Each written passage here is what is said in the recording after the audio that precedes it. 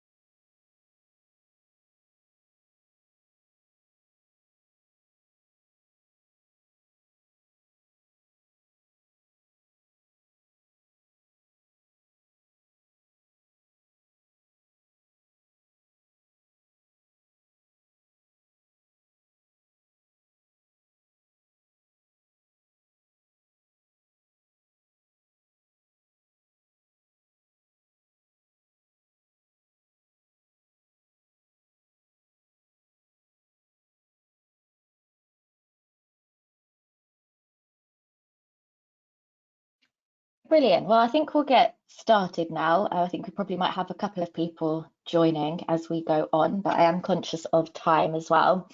So thank you everyone for tuning into this afternoon's webinar on prescription-only medicines. I just want to apologise yesterday for the technical issues that we had. It was a real shame, and I do apologise. But I'm sure you're all aware technology sometimes can fail, but we're back today and hopefully you'll all enjoy the session. My name's Ramni. You've probably all received plenty of emails from me over the last couple of days.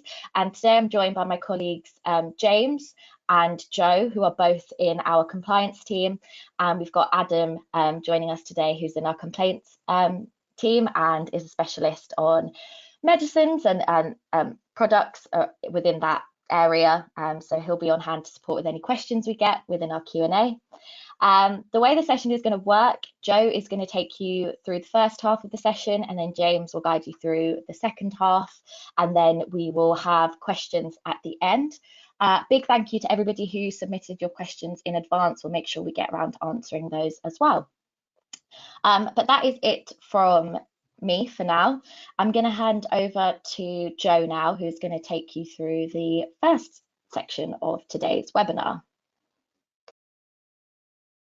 Brilliant, thanks Ramneet, and good afternoon everyone, and welcome to this session about prescription-only medicines.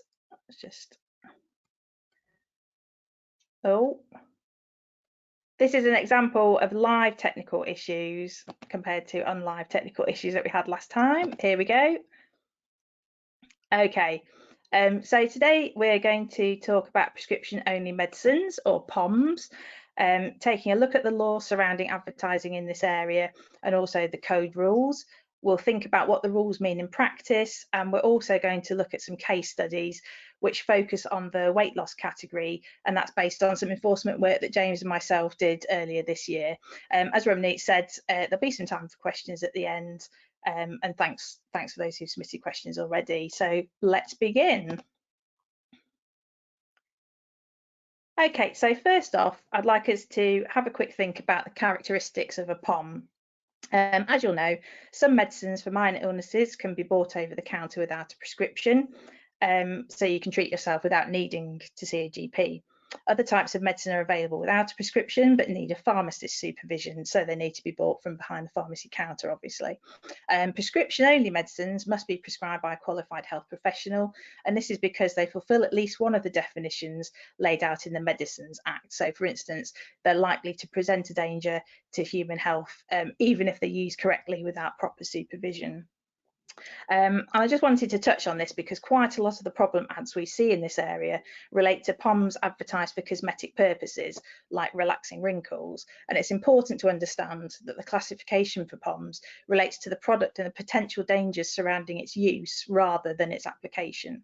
So the relevant rules will apply to the advertising of a POM, whether it's marketed to fulfill either a medical requirement or as part of a cosmetic procedure. So botulinum toxin, which is available under other brand names like Botox and Azalea, might be used in the treatment of hyperhidrosis, which is excessive sweating, or in the treatment of wrinkles, but it's still a POM. So let's take a quick look at what the law says. The Human Medicines Regulations, or HMRs, cover a lot of things relating to all categories of medicines, for instance, that you can't guarantee a cure or cause unwarranted alarm. And with respect to POMs in particular, the HMRs state that a person may not publish an ad that is likely to lead to the use of a prescription-only medicine, and it is an offence to do so. And now let's see how this is translated into the ad codes. So section 12 of the code applies to medicines and medical devices, as well as health-related beauty products. As you might expect in this category, there are lots of rules that apply to non-POM products, but the overarching rule here for POMs is 12.12, which explains that POMs simply may not be advertised to the public. We have seen ads that you might consider breach the code in a variety of other ways for POMs, for instance, advertising Botox parties, which feels quite irresponsible, or using an endorsement from a health professional, which is prohibited in ads for non-POMs. But ultimately, these are kind of moot issues. If it's an ad for a POM aimed at the general public, it shouldn't really be published in the first place. So let's really break down these rules. So POMs cannot be advertised to the general public. This is quite specific to the product and the audience, and you simply can't place an advert for a POM like Botox or Saxenda in a public forum, including social media. POMs may be advertised to relevant qualified professionals, for instance, medical or dental professionals, but ads must be targeted accordingly. So, for instance, in medical journals or otherwise directly aimed at such professionals. Treatments using POMs can't be advertised generally either, so references to treating excessive sweating, hyperhidrosis, or any of the other conditions for which a POM may be indicated for may be unacceptable if they're considered an indirect promotion of a prescription-only medicine. POMs may not be advertised either directly or indirectly, and the rules apply across all media covered by the CAP code, but there are some very limited exceptions, which I'll get onto a bit later. So if you think back to the earlier slides, just take a moment to think about the fact that POMs receive their classification because they present a danger to human health if their use isn't properly supervised. Given this, it makes perfect sense that the general public should not be exposed to advertising material that might inspire them to make a purchase of such a product, because the general public isn't qualified to make a decision in the use of potentially dangerous substances. So this is why our primary advice is to ensure that advertisers stick with promoting a consultation rather than the product itself. And again, I'll talk about that a little bit later on. So let's look in a bit more detail about what I can't say. You should avoid promoting POMs directly, but it's also possible to promote POMs indirectly, and this is something you need to be careful with. The most obvious thing to avoid is directly mentioning the name of the POM, either by its brand name, like Botox, or its generic name, botulinum toxin. Direct promotion could also include names such as Brotox, where the obvious inference in this case is a reference to Botox. Indirect promotion might include mentions of treatments or phrases that can only refer to a POM or could otherwise lead to the use of a POM. So you should avoid references to treating medical conditions in a way that could indicate the use of a POM, again, focusing on this excessive sweating that might possibly be treated using Botox. Phrases that might indirectly promote a POM include things like wrinkle relaxing injections, particularly if the only related service you provide in this area is a POM. If your service provides a mix of POMs and non-POM options for a specific purpose, you could potentially avoid indirectly promoting the POM element by being really specific about the non-POM element. So cosmetic services might want to talk about non-POM dermal fillers very specifically, rather than a more generic reference to injections, which could be open to interpretation. So let's have a quick look at what we can say. Thinking back to what the HMRs say, which is that an ad cannot lead to the use of a POM, you need to focus on elements that bridge the gap between the consumer and them having access to that POM. And I said earlier that members of the public aren't qualified to make decisions about the use of potentially dangerous substances in the way that a medical professional is. However, what the general public are qualified in is knowing how they feel, and a consumer might reasonably feel that they want to do something about their weight or what their face looks like. I know I do at the moment, but before they're given a prescription-only medicine, it's important that all options are discussed. In terms of advertising, this translates into offering a consultation. Now, a person might be offered Botox at the consultation, but they might also be told another option is more suitable, or indeed that they don't need treatment at all. While the consultation might lead to the use of a POM, the ad itself should only lead the consumer to the consultation. So there's a step removed there. So if you're a clinic or a pharmacy and Botox is one of several facial treatments you offer, you can promote consultations to the general public by wording such as a consultation for the treatment of lines and wrinkles. It must be clear that a discussion of various treatment options will take place and that a product won't be sold or administered if a customer isn't deemed suitable. And for instance, we sometimes see ads talking about consultations that include a non-refundable deposit. So while the ad may only be talking about a consultation, it's still really communicating that a product will effectively be sold and could be a problem.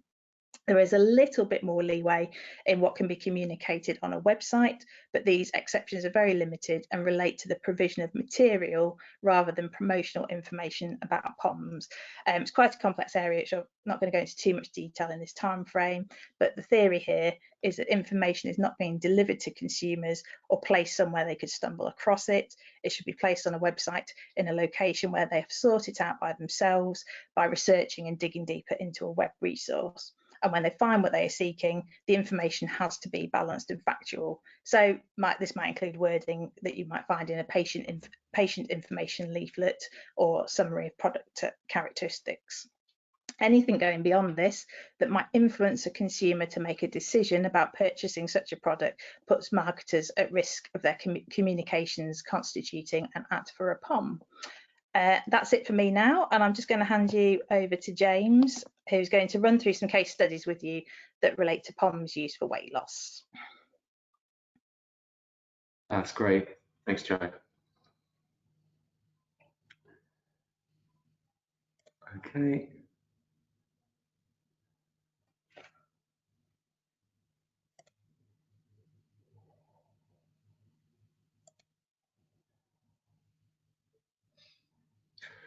Okay, so I'm going to talk a little bit about the weight loss POMs advertising that we've seen and the rules that apply to these.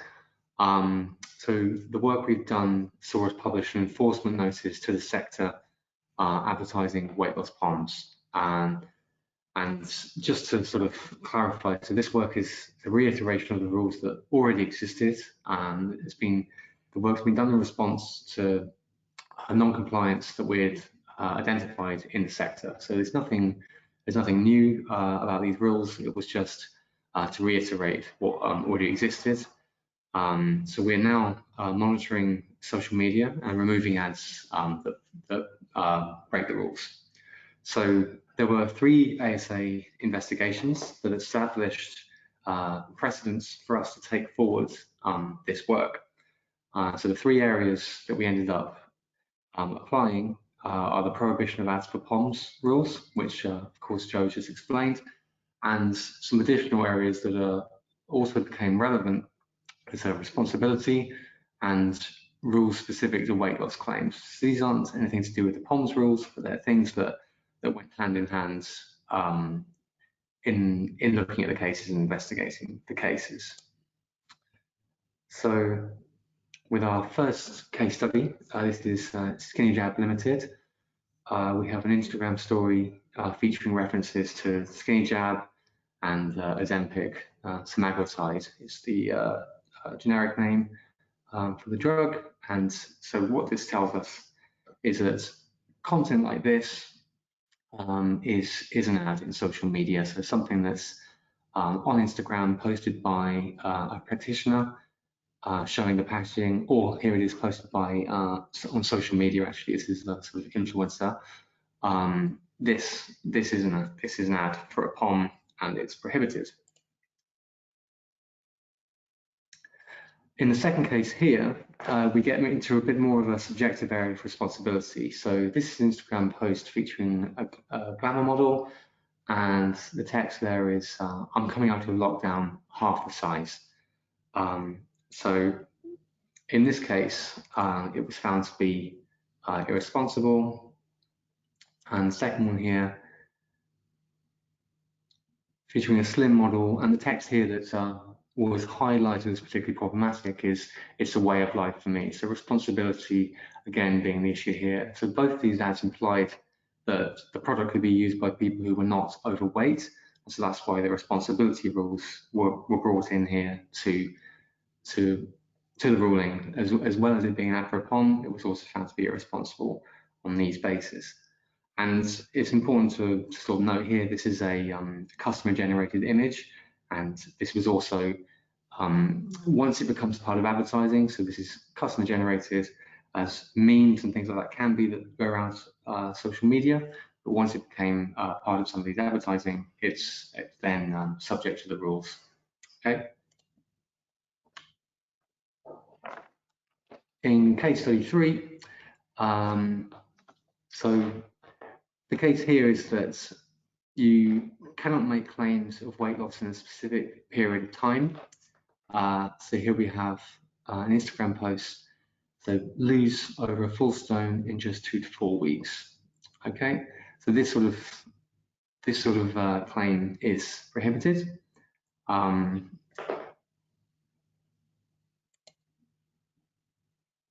And there is more.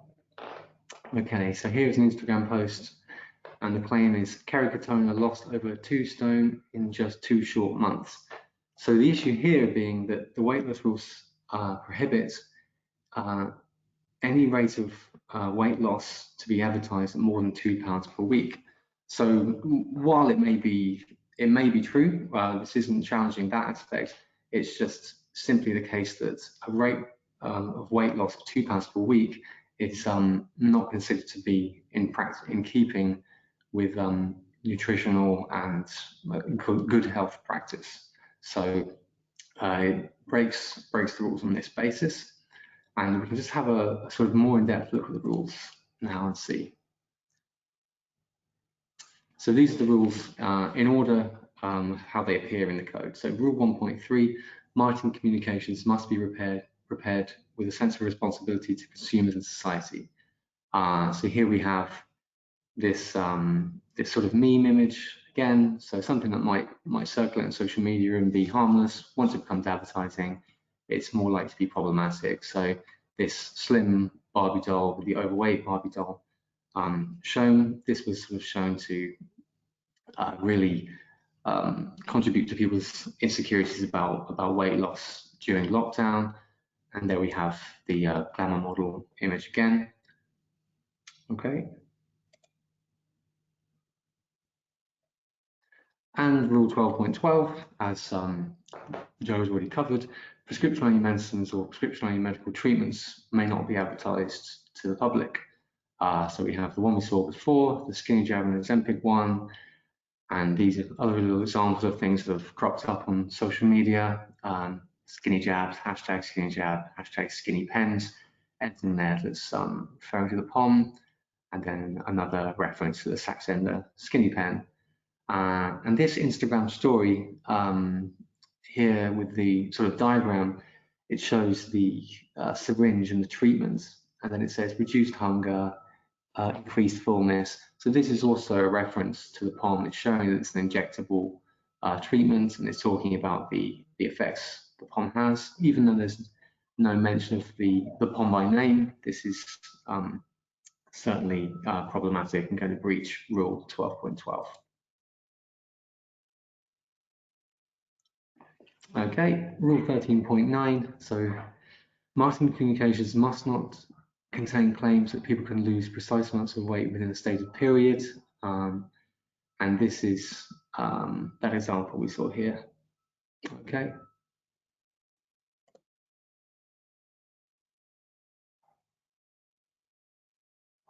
Finally, 13.10, which is the longest rule.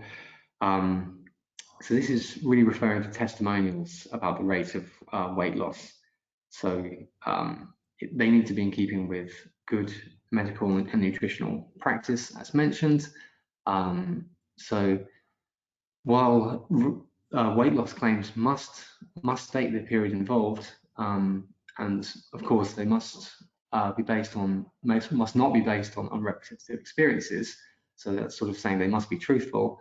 However, for sort of normally overweight people, a weight loss greater than 2 pounds is unlikely to be compatible with good medical and nutritional practice, and it's those weight loss claims that need to be in keeping. So sort of quite easily mathematically, we can work out whether an ad breaks the rules if it's referring to a rate of weight loss that's too much in a certain amount of time. So here we have just a couple of ads from social media. So that, yeah, Kerry Katona lost over 2 stone with Skinny Revolution in just 2 short months. And here's another sort of testimonial. I've been on it for a week so far and have lost 7 pounds. So we can tell that both of these are going to be breaches on the basis of the rate of loss of weight they show over time.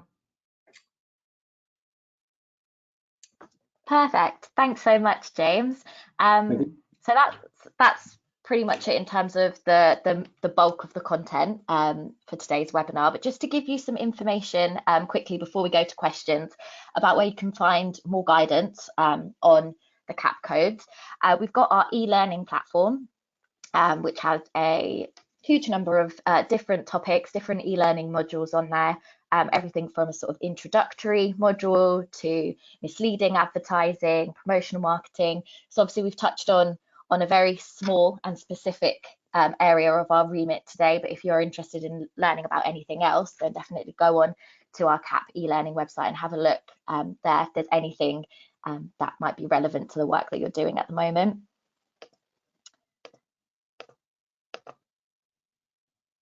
Our other resources as well. So we are on Twitter. Give us a follow if you are. We've got a channel for ASA and CAP, and on there we share our weekly rulings, any new articles we've written, and all sort of the advice and guidance that we put out. We've also got our insight newsletters as well, and these are written by our copy advice team, and they write all of our advice articles. So if there's any updates to the code, then that will be included within those newsletters. So sign up to those if you're interested. We also run regular training seminars. So those are sessions that are a bit more detailed and go into depth a little bit about different areas of our remit. So next month, we've got a course that is going to be covering misleading advertising, promotional marketing, and digital advertising. So you can go onto our website and have a look at that as well. We've also got our copy advice team who are fantastic, and they're on hand to kind of pre-vet any campaigns that you are thinking about launching. You can send across any of your marketing material and your content, and they can have a look through that for you and give you some advice and guidance on that. But I'm going to hand back over to Joe and James now, and Adam, to just answer some of the questions that we have received. If you have any questions, please do pop them into the chat box and I can read them as they're coming out. But to start the Q&A off with, I will go through some of the questions we've received beforehand, and then Joe and James can provide a bit more clarity for you all. So the first question we had was, when does the advertisement of a service become in effect an ad for one or more specific POMs? So I think Joe and James will be able to provide a little bit more clarity on that one. Yes, Yeah. thanks, Rodney, for that. That's brilliant. Well, I think we kind of see services in a similar way to consultations I've discussed a bit earlier on. So in theory, if you're advertising a particular service, for instance, an example might be a pharmacy who fulfills prescriptions, you know, that's a service, and while you might receive a POM from that, it's something that, you know, a patient will already have received a prescription for, if you see what I mean. So it's not sort of bypassing the ability to receive the diagnosis that you need in order to get the POM, and it's all about them helping you receive your package, as it were, as a delivery service, rather than directly saying you should get X POM for this condition. So I think that's a distinction we'd make there. Sorry, James, if you want to add to that or add in. That pretty much covers it off. So yeah, it is about advertising the consultation. So with regard to the work that I was just talking about, advertisers might advertise weight loss consultations, and that would be kind of okay to advertise that.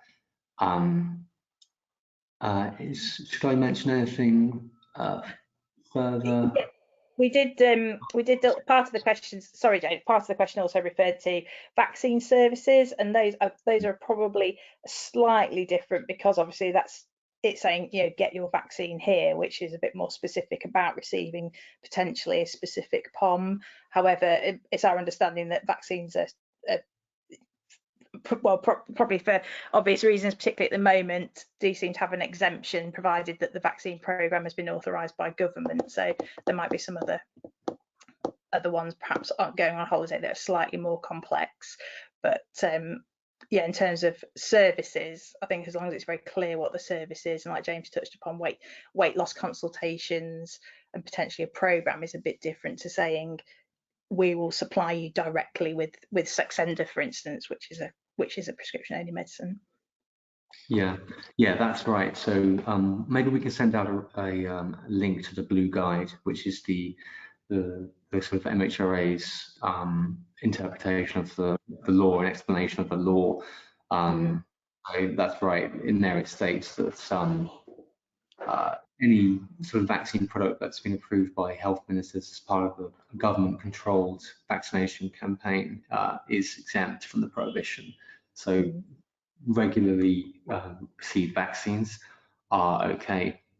Of course, other vaccines that are sort of more niche, if you're going traveling or abroad and so on, they would still be prohibited from advertising, because it's more likely that you will go to a doctor and tell them where you're going, and then you'll be prescribed something on what they consider to be appropriate. And you know, you can see how that's in place to prevent sort of unscrupulous advertisers from trying to cause fear in people about promoting medicines to them that they don't need. So it covers off everything. It allows people to advertise appropriate vaccines, but it puts a sort of safety net there, so you can't advertise something that people might not need or could harm people. Brilliant. Thank you, James and Joe. Another question that we had is, how can companies which issue public advertising for CE marked drug delivery services for POMs, so for example, insulin pumps, how can they avoid breaching the rules? Yeah, so that's drug delivery devices, just to say. So yeah, the insulin pumps and things like that. So here, so we sort of discussed that selling the insulin pump is something that is okay, and the ad, of course, does mention the word insulin, which is a POM in the UK, but because it's not advertising insulin or inciting people to believe they need it or that it has benefits, we can sort of think of it as it's not an ad for insulin. So if we refer to our sort of remit part of the code, which is in code section 1, and specifically 1H of the code states that advertisements, or what the code applies to, advertisements and other marketing communications by or from companies, organizations, or sole traders, and then there's some more text, that are directly connected with supply or transfer of goods. And because because it's that transfer of goods and supply of goods, the ad isn't advertising insulin, so that's okay. If it's an insulin pump, it can mention the word insulin, and it's not going to be inciting people to buy a POM or believe that they need it. So it's not pushing insulin or advertising insulin. So to mention insulin in the context of an insulin pump, I think we'd say is okay.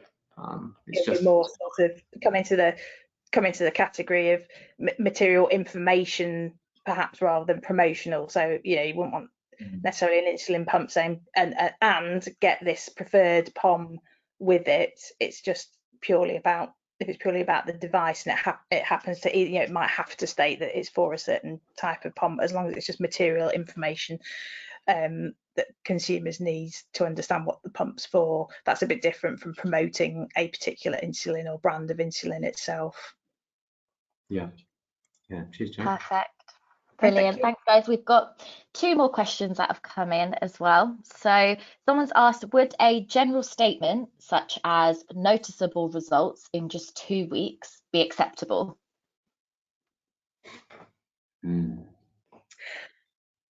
That's a bit more vague, I think. Noticeable results in 2 weeks. I mean, that would come with regard to it. I mean, if it could be an efficacy claim of a POM, and if it's the POM that is clinically proven to show results in 2 weeks, that could be an issue, because you're no longer just advertising a consultation. I mean, there's that take on it in terms of the POMs rules, and there's also, do you have substantiation to prove that 2 weeks is an acceptable amount of time to claim for a product? People are very different and respond differently to treatments. So whether you can sort of make that claim reliably and not be misleading, just simply on the misleadingness rules, that could be tricky. There might need to be much more substantiation in place for that. And as we say, if that substantiation relates to a POM, clinical trials of a POM, then it's going to be a potential breach on the POM grounds. What do you think, Jo? Yeah, it's interesting. It's always difficult to be specific, isn't it? But it does sound it's kind of not really over promising, other than that you will see an effect within 2 weeks. I think, as James says, it's something that was going to need some sort of substantiation, and ultimately it's whether or not that relates to the performance of a POM, and then that kind of renders, if it happens to be a POM, that kind of renders the ad it's for a POM and the functions of that POM. So it's definitely, I think it's a tricky one. So it's, in theory, it sounds like a toned down, a suitably vague claim, but as always, the devil's in the detail. Yeah, so I mean, it might be worthwhile getting some copy advice on that. What I would say is that using a testimonial, if it's a genuine testimonial, it must be a genuine testimonial, to sort of show somebody else's experience is probably the safer route to go down. Of course, observing the rules I've just spoken about with regard to rate of weight loss and things like that, which must be followed in testimonials. But if you have a testimonial of someone having a certain result in 2 weeks, you could advertise that. That's okay. Perfect. Thanks, guys. Another question here. Do the same rules apply for organic posts on social media, so non-influencers? Because this person has seen companies writing in their posts about Botox or using hashtag Botox, or is that actually not considered advertising? It would. Oh, sorry, James. Sorry. No. So you said companies are writing about it? Yeah, so this person said they've seen companies writing in their posts about Botox or using the hashtag Botox. Yeah, that would still be a problem. So if it's from a company that does offer that particular service, then even though they haven't necessarily paid, they haven't paid for that communication, it's still connected with a service that they provide. So saying that hashtag hashtag Botox, mentioning it within the text, and an image that's got I don't know, someone having an injection and Botox in that image would all still count, unfortunately. And it is something we do monitor, isn't it, James? Oh yeah, regularly monitor social media with sort of search tools to track down any breaches like that.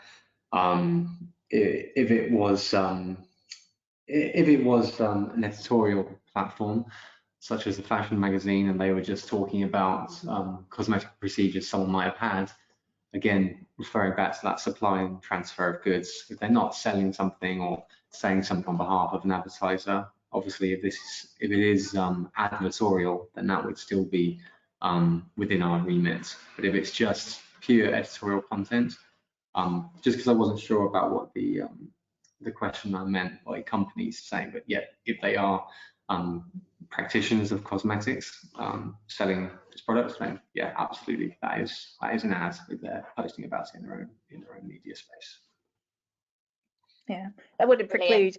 obviously an organic post from an advertiser or an advertising account saying Happy Easter wouldn't necessarily be an ad, wouldn't be an ad because it's not related to the products they sell, but it's just when the content relates to what they do that it becomes, potentials become, come into our remit basically.